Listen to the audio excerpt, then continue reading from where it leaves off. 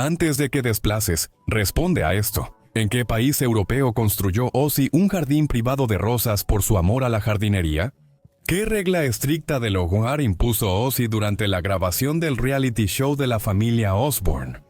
Comparte tus suposiciones en los comentarios. Pronto las revelaré. Mientras piensas, bienvenido a The Verset, Maestros de la Música. Soy Dick Carlson. Mantente sintonizado para ver cómo el príncipe de la oscuridad se convirtió en un jardinero devoto y cómo su último concierto en 2023 completó su historia. Pero para entender verdaderamente a Ozzy Osbourne, necesitamos volver a donde todo comenzó, porque sus primeros años contienen momentos cruciales que nunca creerías. Ozzy Osbourne nació como John Michael Osbourne el 3 de diciembre de 1948 en Marston Green, un tranquilo suburbio cerca de Birmingham, Inglaterra. Pero no fue criado en lujo.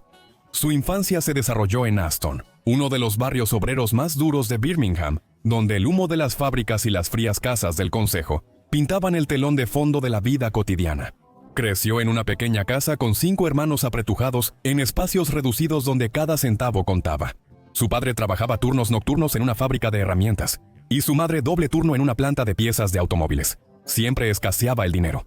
El calor venía más del caos familiar que de la calefacción, y la escuela no facilitaba las cosas.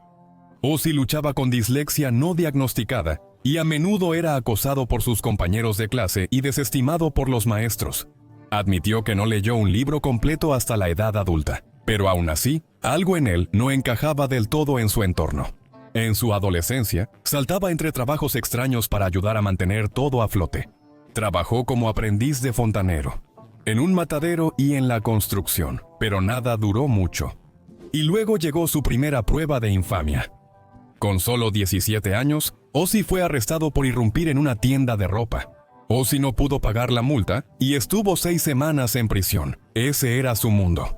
Pero siempre había un creciente sentido de que tal vez, solo tal vez, había algo más allá. Aún no tenía un plan. Pero el caos de sus primeros años pronto se convertiría en el combustible de una tormenta musical. A finales de los 1960, a Ozzy no le iba bien. No tenía una carrera, pero sabía una cosa con seguridad: amaba la música. Se inspiró en los Beatles durante su juventud, y en su interior creía que la música podría ser su camino. Esa creencia cobró nueva vida cuando se unió a 3 músicos locales de Birmingham. Eran Tony Iommi en la guitarra, Geezer Butler en el bajo y Bill Ward en la batería. Al principio se llamaban Earth, pero pronto se dieron cuenta de que había otra banda con el mismo nombre. Así que lo cambiaron a Tuesiamu, a algo más oscuro, Black Sabbath, y con ese cambio de nombre, todo cambió. En 1970 lanzaron sus 2 primeros álbumes, Black Sabbath y Paranoid, con solo meses de diferencia. Nadie había escuchado algo así antes. El sonido era denso, lento y pesado. Luego, con éxitos como Iron Man War Pigs y la pista titular Paranoid Black Sabbath, encendieron la mecha de lo que se convertiría en heavy metal. Desde 1970 hasta 1978. Lanzaron álbum tras álbum redefiniendo el género: Master of Reality, Vol. 4, Sabbath, Bloody Sabbath y Sabotage. Cada uno empujó los límites. La voz de Ozzy era cruda y casi sobrenatural. Sus lamentos y aullidos cortaban las grietas como una sirena en una tormenta. Las letras de la banda exploraban la demencia de la guerra, la religión y el temor. Y en el escenario, Ozzy exudaba energía cruda y actuaciones caóticas. Durante uno de sus espectáculos, famosamente mordió la cabeza de un murciélago real, creyendo que era falso. Pero detrás de escena, las cosas se estaban desmoronando. A medida que la banda crecía, también lo hacían sus vicios. Las drogas y el alcohol se volvieron un hábito diario, fracturando la unidad familiar antes sólida. Ozzy se descontrolaba cada vez más, faltaba a ensayos, olvidaba letras y era menos confiable. La música persistía, pero la química se desvanecía. Para 1979, la banda había alcanzado un punto de quiebre. Los demás, hartos de la autodestrucción de Ozzy, tomaron la dura decisión de despedirlo. Fue un golpe devastador para él. Ozzy se encerró en un hotel, pensando que todo había acabado tras ser despedido de Black Sabbath. Sin embargo, no era el final, sino un nuevo comienzo y el mayor punto de inflexión en su historia. 1980, solo un año después de tocar fondo. Ozzy lanzó su carrera en solitario con el álbum Blizzard of Ozz. Desde el principio fue un cambio de juego. El disco presentaba canciones como Crazy Train, uno de los himnos de rock más icónicos de todos los tiempos. Pero la verdadera magia detrás de la música vino de la asociación de Ozzy con el joven genio de la guitarra, Randy Rhoads. Su química creativa era eléctrica. Juntos aportaron frescura y audacia al heavy metal, pero cuando despegaban, ocurrió una tragedia. En 1982, durante una parada de gira en Florida, Randy Rhoads murió en un extraño accidente de avión. Ozzy quedó devastado nuevamente, sintiendo como si hubiera perdido a un hermano. Casi dejó la música por completo, pero siguió adelante. En los años siguientes, Ozzy lanzó álbumes exitosos como Diary of a Madman, Bark at the Moon y No Rest for the Wicked, consolidando su lugar como una superestrella en solitario. Durante ese periodo, algo más significativo sucedió en su vida. Se enamoró. En 1982, Ozzy contrajo matrimonio con Sharon Arden, hija de su ex-manager. Desde entonces, Sharon se convirtió en su salvavidas, gestionando su carrera y construyendo una hermosa familia. Juntos tuvieron 3 hijos, y mientras Ozzy seguía de gira y rockeando en el escenario en casa, comenzaron a construir algo estable y duradero. Para mediados de los 90, Ozzy ya había construido una exitosa carrera solista. En 1996, Ozzy lanzó Ozzfest, un festival de heavy metal itinerante que reunió a los actos más ruidosos, salvajes y más fanáticos de la escena. Lo que comenzó como un audaz experimento, rápidamente se convirtió en uno de los festivales itinerantes más exitosos de su tiempo. Los fanáticos llenaron arenas y escenarios al aire libre año tras año, y Ozzfest pronto se convirtió en un elemento básico en el mundo del rock. En su apogeo, el festival ganó más de $100 millones, demostrando que Ozzy estaba completamente a cargo. Luego, en el 2002, Ozzy hizo un movimiento que nadie vio venir. Music Television estrenó un reality show llamado The Osbournes, dando a los fans una mirada sin filtros a la vida diaria de Ozzy, Sharon y sus hijos. El mundo presenció una nueva faceta ruidosa, extraña y a menudo hilarante de Ozzy. Ya no era el rockero que mordía murciélagos, sino un padre confundido tratando de entender el control remoto y murmurando durante las cenas familiares.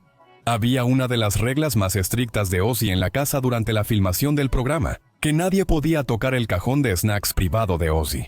Sharon y los niños bromeaban que era lo único en la casa que él realmente protegía. El programa fue un éxito instantáneo, convirtiendo a los Osbournes en la realeza de la cultura pop y dándole a Ozzy una nueva audiencia. El aumento de fama trajo gran riqueza a Ozzy, quien ahora recibía millones desde todas las direcciones.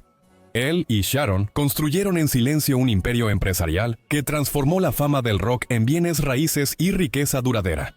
En la cima de este éxito, los Osbournes vivían en una impresionante mansión en Hidden Hills, California, rodeados de lujo y caos a partes iguales. Conservaron su finca en Buckinghamshire, Inglaterra, un contraste pacífico con las cámaras de Hollywood. Y más tarde añadieron una villa en Suiza. Un tranquilo refugio en la montaña que Ozzy llegaría a amar por su aire limpio y tranquilos paseos. La colección de coches de Ozzy era igual de extravagante.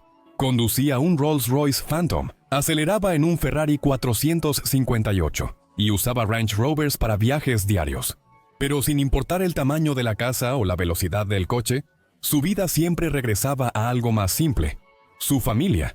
A medida que avanzaban los años 2010, el hombre que una vez pareció imparable comenzó a enfrentar la batalla más grande de su vida, que era su propia salud.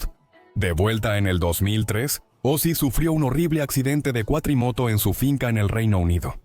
El accidente le provocó múltiples fracturas, incluyendo clavícula, 8 costillas y una vértebra cervical dañada. Aunque se recuperó, inició un largo y doloroso declive. En privado, ya lidiaba con algo más grave. Lo que el mundo no sabía era que Ozzy había estado luchando silenciosamente contra la enfermedad de Parkinson desde el 2003. Mantuvo el proyecto en privado por años, avanzando en shows y grabaciones.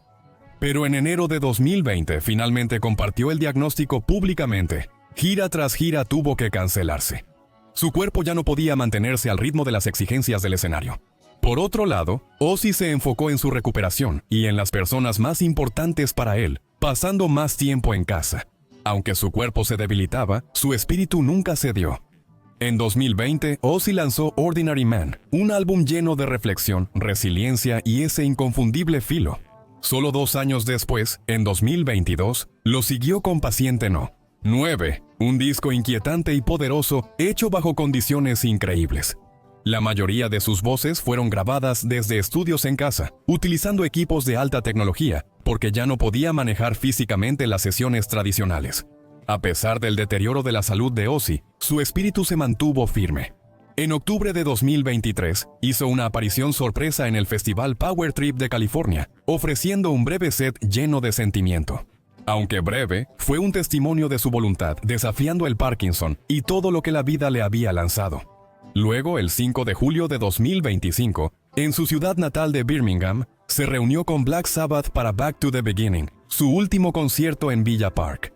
Sentado en un trono debido a sus limitaciones físicas, dio una actuación emocional cruda junto a Tony Iommi, Geezer Butler y Bill Ward.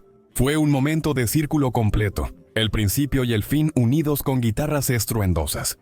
Justo 2 semanas después, el 22 de julio de 2025, Ozzy Osbourne falleció pacíficamente en su casa en Buckinghamshire. Estaba rodeado por Sharon, sus hijos y nietos.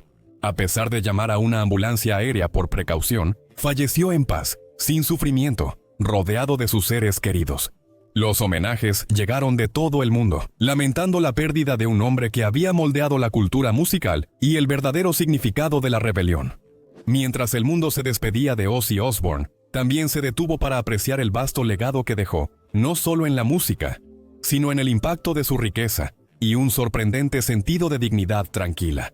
Al morir en 2025 se estimó que la fortuna de Ozzy era de $220 millones. Esta inmensa fortuna fue la recompensa por más de 5 décadas de incansable creatividad y reinvención. Gran parte de su imperio fue administrado junto a Sharon. Juntos construyeron una marca que trascendió el rock and roll, pero a pesar de la fama y fortuna, quienes lo conocían vieron algo más profundo. Fuera del escenario, Ozzy era muy amable. En sus últimos años, Ozzy y su esposa Sharon se mudaron a su villa privada en Suiza, alejados del ruido de la fama. Allí construyó su propio jardín de rosas por su pasión por la jardinería. La mayoría de las mañanas paseaba entre las flores con sus perros, bebiendo té, rodeado de paz y silencio.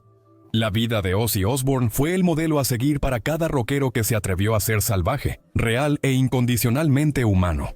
Su vida estuvo marcada por extremos, fama, fracaso, renacimiento y redención.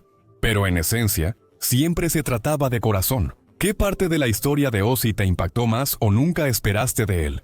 Comparte tu opinión en los comentarios. Si el viaje de Ozzy te conmovió, quédate cerca porque la historia de la próxima leyenda está por llegar.